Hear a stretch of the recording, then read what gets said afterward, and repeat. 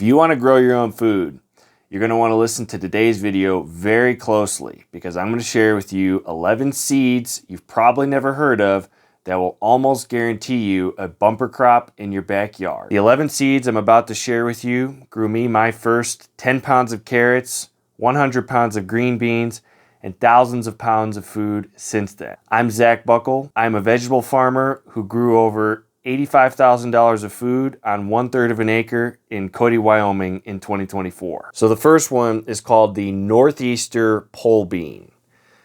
I first grew this bean back in 2022 when I was working about 70 hours a week on the farm, building greenhouses and putting in infrastructure and farming all at the same time.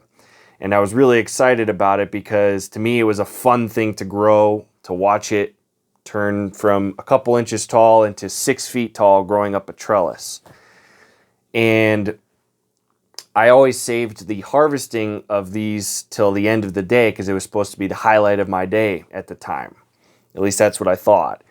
And after harvesting about 8 other crops like carrots, turnips, beets, lettuce, all that other stuff, because at the time I had to harvest everything the day before the market, I harvested the green beans at the end, and I thought it wouldn't take very long. But it turned out that it took me over an hour to pick that entire bed every single time because I had to unload my belly bucket 2 or 3 times every time I picked. So we were getting 10 to 25 pounds per pick. And you pick these things twice a week. So the yields were off the charts. We got over 100 pounds on one 50-foot bed. So if you put one 10-foot section in your garden, you're going to get at least 20 pounds of green beans, which is a lot of canning potential right there.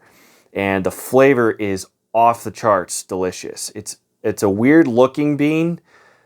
It's a Romano flat bean, which is not what most people are used to, but I think the flavor's off the charts, delicious, and you have to cut it up usually when you're cooking it instead of just eating them whole because they're so long and big. But just for that yield potential, it's worth growing because you only need a couple seeds to plant a 10-foot section. And we plant 2 rows on either side of a trellis, so each row will grow up the trellis, and then you got a real thick jungle of green beans around August 1st, and it'll produce for 3 to 4 weeks just truckloads of green beans. And you probably have time to even fit a second crop in that same season, even in Wyoming in our climate. So this one is a real game changer, backyard bumper crop potential. The next one is called the Tiara Cabbage.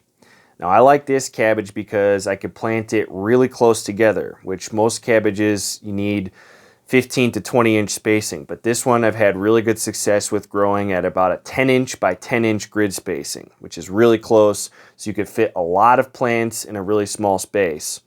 And it yields a beautiful 1 to 2 pound cabbage as opposed to a 5, 10, 20 pound cabbage. And I like this, and my customers like this because 1 to 2 pounds is a really manageable amount of cabbage to deal with at once. Most big cabbages are just way too big for the normal person to use in 1 week or in a manageable time, unless you're making sauerkraut.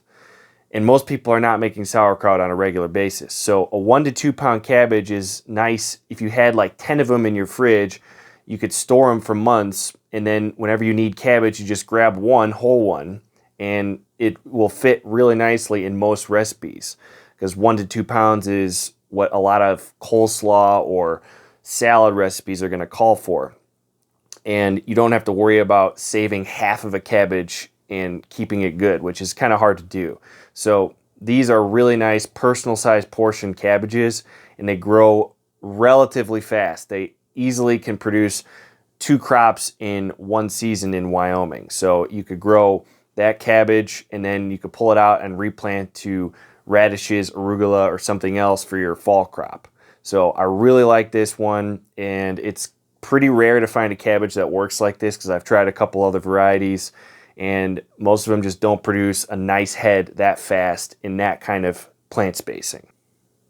The next one is one of my all-time favorite seeds, and it is the Mokum carrot. These particular carrots have made the farm over $10,000 in 2024. And the reason is they are the fastest carrots that I've ever heard of. The seed packet says 36 days to maturity for baby carrots and 54 days to maturity for large carrots. I usually don't harvest them until about 70 days, but in my climate, that's still really fast because they're really big and healthy at 70 days. And they're a Nantes type carrot, so they grow in a nice cylinder, which means you could chop them into medallions all the way from the plant greens to the tip, and you're going to get nice medallions. There's no tapering like a lot of carrot varieties, which I don't really like. So you can use 100% of the carrot, and the flavor is off the charts. It is by far the sweetest carrot I've ever grown, and I've grown all sorts of rainbow varieties. I've grown scarlet Nantes, I've grown purple, yellow, white, all of them. And this is by far the sweetest. Even without frost, it is really sweet right in the middle of the summer. So this carrot is just a must-have for your seed arsenal because it works really great in a seeder also. Not all carrot seeds work great in a seeder. So if you're using a Jang or an earthway seeder to plant a big area at once, which I highly recommend you do, even if you're growing for just your homestead, this is a bomb-proof variety because the seed size is really, really well designed for seeders. So you got to add Mokum carrots to your arsenal. It's a must grow. The next one is called Sugar Snap Pea. And the wording is very important there because there's a lot of other varieties that sound similar, like Super Sugar Snap, Sugar Ann. Sugar Snap Pea is the bomb-proof variety for snap peas. This is the one that I've grown on the farm multiple times, and this past year we had an absolute bumper crop. We grew over 60 pounds on 150-foot bed. And the reason is that pea grows 6 feet tall. Most snap pea varieties are only going to grow 3 to 4 feet tall, but that one grows 6 feet tall, and you could plant it really, really densely together so you can get a ton of plants on one bed. And that yield we got was only scratching the surface because a lot of the plants were unhealthy this year, and we still got 60 pounds, which I'm absolutely thrilled with. So I'm sure we can get more than that, but it's a beautiful variety because it produces really nice window of time. So it's a solid 4 to 6 weeks of production that you're going to get delicious snap peas every couple days. All you got to do is make sure you pick them on time.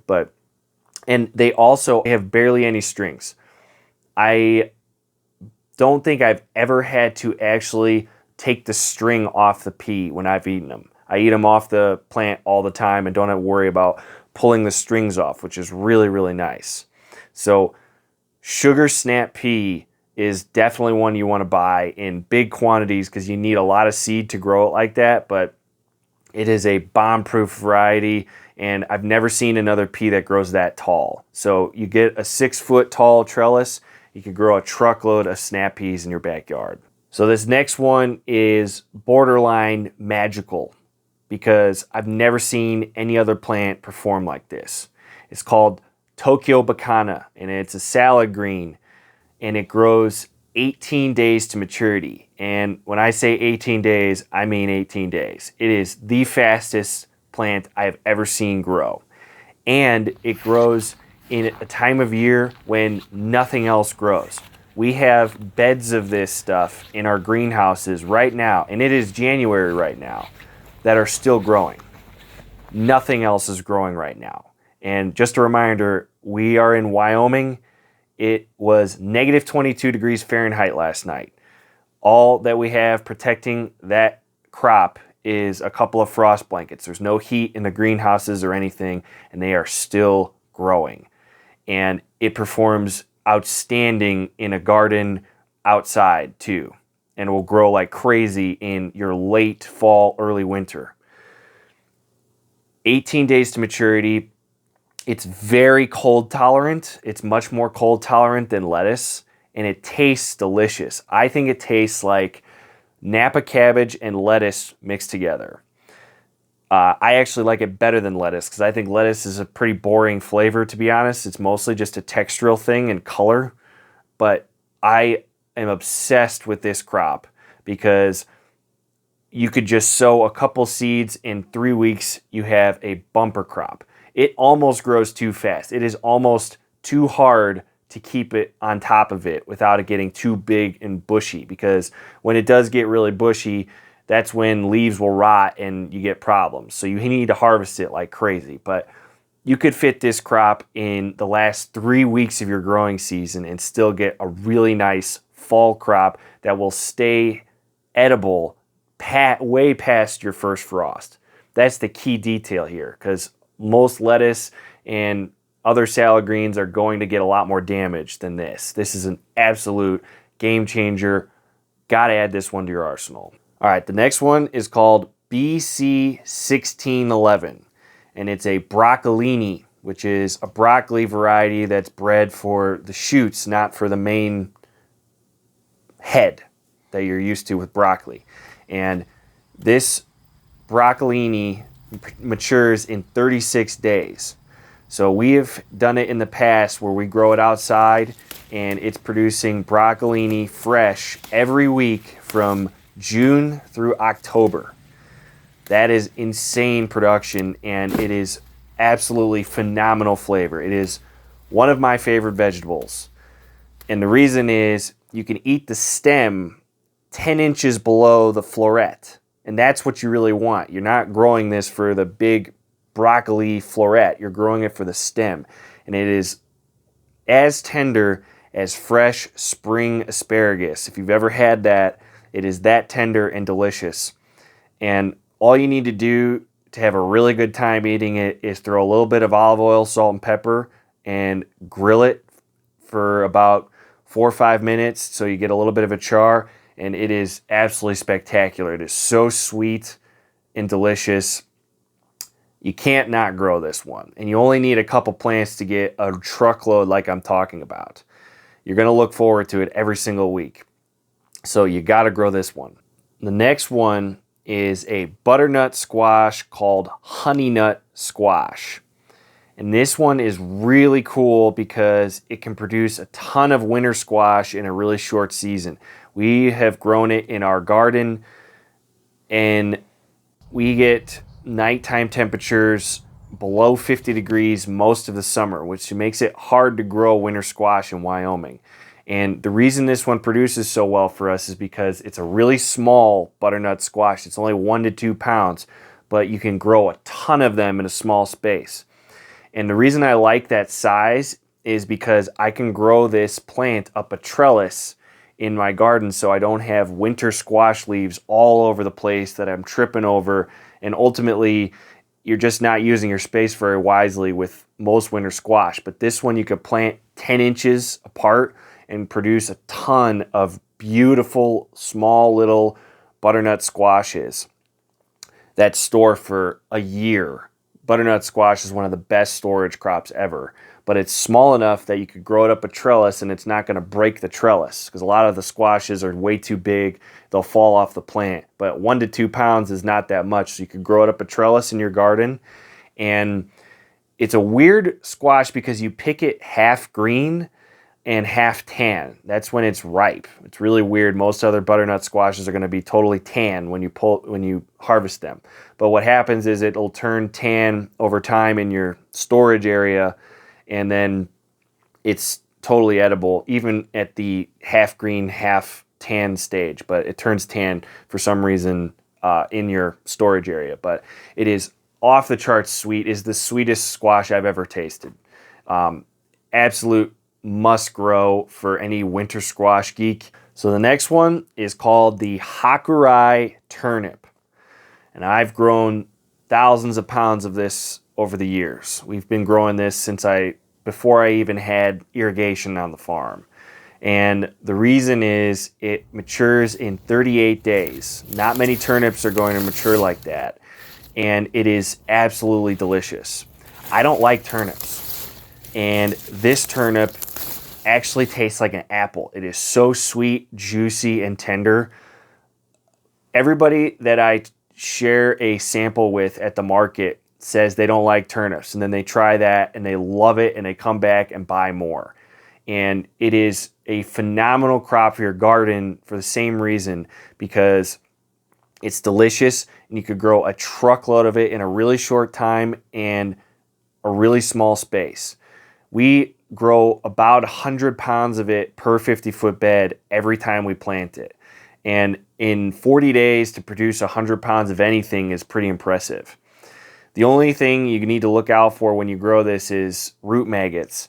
And it does attract a lot of aphids and other pests. There are a lot of pests that like to eat it. So it's a really good idea to use insect netting or some kind of netting like that when you plant it. So you just throw the seeds in the ground, cover it with an insect netting, and you're going to avoid most of the root maggot aphid problems that usually are the problem with this thing. But other than that, it's really easy to grow, and it's just a bomb-proof producer for your garden, and you could store it for 3 to 5 months in your storage area. So it's a must grow, delicious, and it will make you like turnips, at least this variety. So the next one is a brand new experience for me because I've only grown one crop of it, but we grew our first crop of Joi Choi Bok Choy, that's the variety, in December of 2024, and it is by far the best bok choy I've ever grown. And I've grown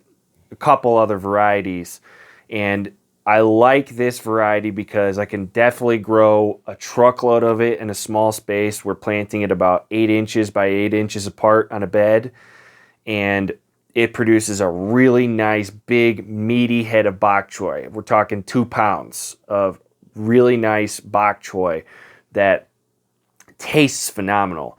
I'm not sure if the flavor was that good just because of the frost, because I had only tried this after a frost, and everything gets sweeter after a frost, but it was ridiculously sweet when I ate it, juicy, and I've found it kind of hard to find bok choy that produces really nice meaty heads like that. Most of the other ones I've grown are much more smaller, and you need to seed a whole bunch of it in a small space to get a big yield, and then you're getting mostly just the greens. But this actually produces nice meaty stalks, which is what I like in a bok choy if I'm making stir fry. And in my experience, that's pretty much the best way to eat bok choy, is just stir fry. I don't like it in a whole lot of other things, but bok choy is a really nice one to add to your arsenal because it grows basically 30 to 40 days. You got a nice head of bok choy, so it's really fast and transplants well, or you could direct seed it in the ground. But this particular variety is one I'm going to stick with for the rest of my growing career. So Joi Choi Bok Choy, got to try that one. The next one is called Calypso Cilantro. Now, if you've ever grown cilantro before, you know that it loves to bolt or go to seed. As soon as it gets hot out, it'll start going to seed and flower, and it doesn't taste as good. It gets all bitter and gross. And this variety I grew in 2024. We produced over 1,300 bunches of cilantro, which is about 300 pounds of cilantro, which is quite a bit. And it never bolted once. I've never seen that happen before with cilantro. So this is a really good one to try, because bolting is really going to hurt you in producing a consistent amount of cilantro. And if you're anything like me, you want a consistent supply of cilantro, because if I could, I would bathe in cilantro. I am obsessed with it. It is my favorite herb. I love putting it on absolutely everything. But I hate that every time I plant it in the past, it goes to seed and I don't want to eat it anymore. So it's a pain to grow in a garden because you need to plant it all the time to get a constant supply. which we do on the farm.